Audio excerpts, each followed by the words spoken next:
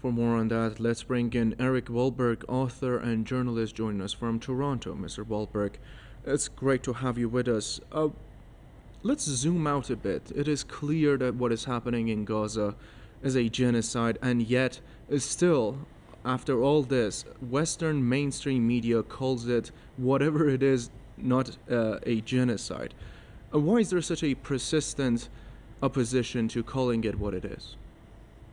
Well, Israel, right from the founding, was manipulating Western leaders. This is a historically Jews, moneylenders would rise to be viziers of the Sultan, or in the West, the moneylender, and they would be able to control the king or the leader, and so this is a tradition to protect themselves.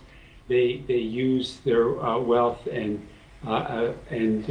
ability to influence Western leaders, Christian leaders. So this is exactly what they're doing today.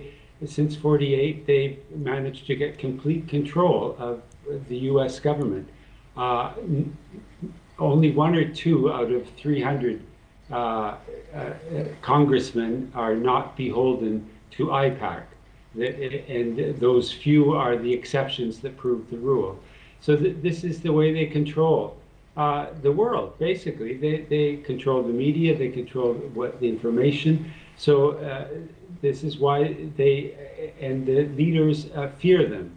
So they don't speak out and never punish the Jews. So they become a law unto themselves. And this is what Israel is showing to the whole world, that they are a law unto themselves. They don't have to obey any international conventions. The idea of targeting doctors and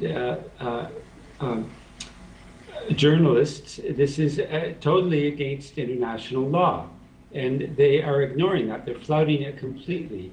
And not only that, but they use the rescue teams. They wait till the rescue teams come in, and then they shoot the rescue teams, and they shoot the journalists that are witnessing this for the world, and they shoot the doctors that are trying to heal them. They think that this is going to keep the news from getting out. But look what is happening. We're condemning them today. We're making this clear. And if you look at, you can Google this information, and it's all there.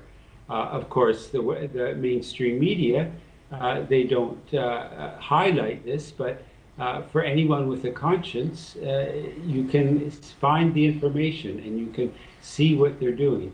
And not only do they do the double tap, this cute little name for killing and targeting rescue teams, the Hamas, when Hamas wounds Israeli soldiers, the Israeli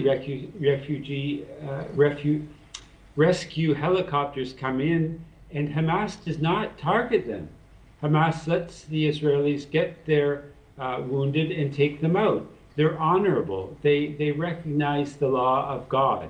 But Israel, they're atheists. They don't recognize even the laws of humans.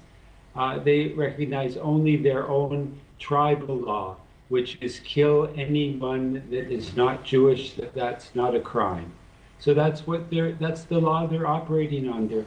And the world lets them get away with this. Iran, the Houthis, there are people, I speak out as much as I can, but we are obviously not in control of Israel, and Israel will just keep doing, and they will target Iran because you are standing up to them.